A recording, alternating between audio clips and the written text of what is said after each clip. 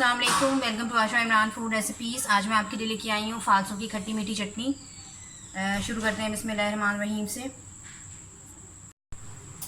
चटनी बनाने के लिए मैंने तकरीबन आधा किलो जो है मैंने फालसे लिए हैं। ये फ्रीज़ हुए हुए फालसे हैं, इसलिए आपको इनकी शक्ल इस तरह की नज़र आ रही है। आप चाहें तो ताज़े भी ले सकते हैं, आप चाहें तो फ्रीज़ हुए भी ले सकते हैं, इससे कोई ख़ास फ़र्क नहीं पड़ता। ये तकरीबन 3 पाव के पास जो है, यानी कि आधा किलो से ज़्यादा और 3 पाव से कम ये गुड़ है। ये जाएगा इसमें। आप चाहें तो शुगर भी यूज़ कर सकते हैं, लेकिन गुड़ ज़्यादा अच्छा लगता है फालसों की चटनी में। ये तकरीबन 1 table spoon, quarter table spoon मैंने ली है लाल मिर्च, ये जाएगी इसमें। Half table spoon, half tea spoon इसमें मैंने आम जो हमारा नॉर्मल नमक होता है वो जाएगा इसमें। ये 1 टेबल स्पून मैंने काला नमक लिया है, ये जाएगा इसमें। तकरीबन क्वार्टर टी स्पून मैंने काली मिर्च ली है, ये जाएगी इसमें। और 1 चुटकी तकरीबन मैंने टार्टरिक एसिड लिया है। टार्टरिक एसिड का बेसिक मकसद ये होता है कि आपकी जो चटनी या जो भी आप बना रहे हैं चीज़, वो ज़्यादा जल्दी ख़राब नहीं होती, दूसरे एक अलग सी शाइनिंग सी आ जाती है चीज़ों में। तो आइए शुरू करते हैं बिस्मिल्लाहिर्रहमानिर्रहीम से। इसके लिए सबसे पहले हम एक पैन लेंगे। पैन में हम फालसों को बॉयल करेंगे। बॉयल करके उसके बाद हम इसको इसकी यानी कि इसको अच्छी तरह से जब ब्लेंड कर लेंगे तो फिर अगला प्रोसेस मैं आपको बाद में बताती हूँ। शुरू करते हैं बिस्मिल्लाहिर्रहमानिर्रहीम से। पैन हमारा गर्म हो गया है। अगर आप 1 पाव फालसे का बना रहे हैं तो आधा कप पानी का बहुत होता है, और अगर मैं मेरी तरह आधा किलो फालसे बना रहे हैं तो मेजरमेंट के साथ पूरा एक भर के गिलास आपको पानी का डालना पड़ेगा।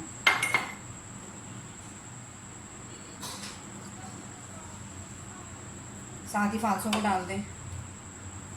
तकरीबन 5 से 10 मिनट आपने इनको बॉयल करना है।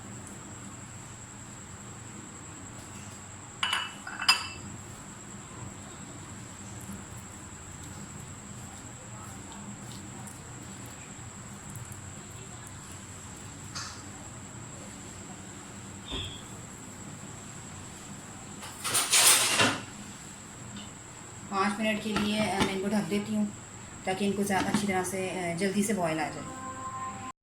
फालसों को बॉयल होते हुए तकरीबन 5 मिनट हो गए हैं, तो अब देख लेते हैं।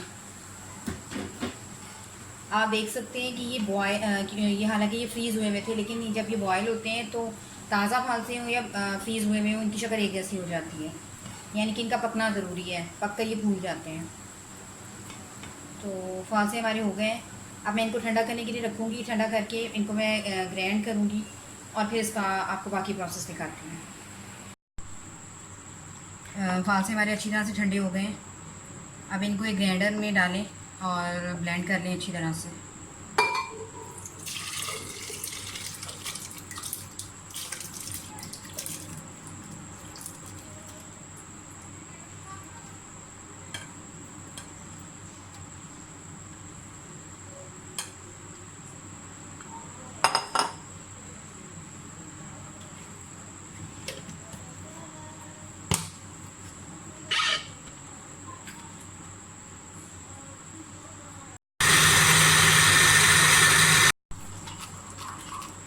आप देख सकते हैं कि जो फालसों की गुठलियाँ हैं वो अलग, उसका गूदा अलग होता जा रहा है, और जो उसका पल्प निकल रहा है वो अलग होता जा रहा है।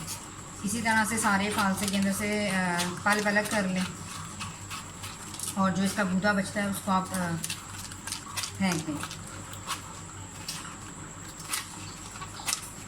इसी तरह से मैं सारे जो ग्राइंडर हुआ जो हमारा अमेज़ है, इसमें से सारी गूदा निकाल लूँगी और फिर मैं इसको आपको अगला प्रोसेस दिखाती हूँ। मैंने सारा फालसों का जो पल्प है वो अलग कर लिया है, और जो उसकी गुठलियाँ थी वो फेंक दी हैं। अब मैं इसको दोबारा से पैन में चढ़ाऊँगी। जो हमने जो इसका गूदा निकाला है फालसों का, वो डाल दें पैन में।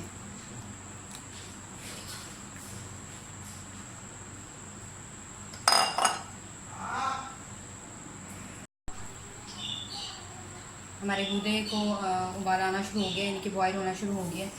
अब आप इसमें ये गुड़ डाल दें।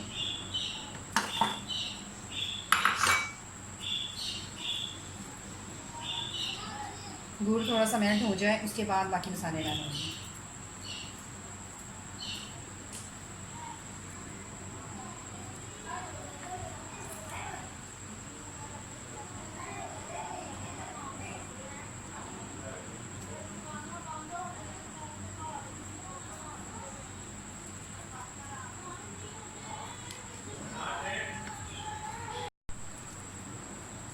5 मिनट हो गए इसको पकते हुए। अब आप इसमें ये लाल मिर्च डाल दें।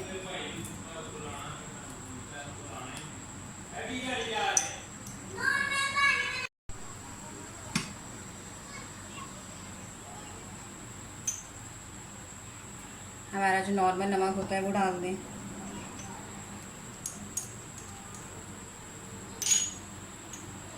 टार्टरिक एसिड,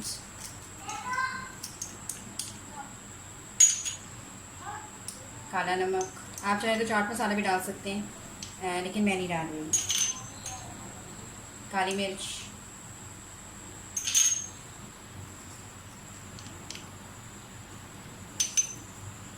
जितनी आप ठीक रखना चाहते हैं उतनी देर इसको पका लें।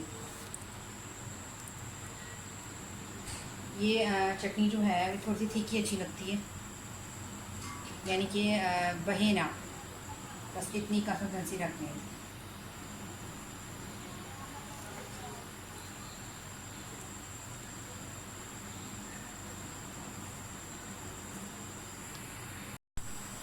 इसको बनाते वक्त आप चम्मच बिल्कुल मत छोड़िएगा, क्योंकि ये जलती भी बहुत जल्दी है और थोड़ी सी कोताही से जो है इसका पूरा जायका ख़राब हो सकता है।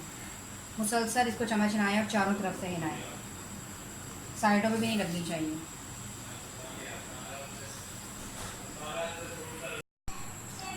आप देख सकते हैं कि कितनी ये ठीक हुई है। थोड़ी सी और ठीक करूँगी मैं, क्योंकि ठंडी होने के बाद ये और ज़्यादा गाढ़ी हो जाएगी। 5 मिनट में इसको और बनाऊँगी। चटनी हमारी बिल्कुल तैयार हो गई है। इसे मैं डिश आउट करके आपको दिखाती हूँ। और ये है मेरी आज की रेसिपी, फालसों की खट्टी मीठी चटनी विद जैगरी, यानी कि गुड़ के साथ बनाई गई। आप चाहें तो शुगर के साथ भी बना सकते हैं, लेकिन ये गुड़ के साथ ज़्यादा अच्छी लगती है।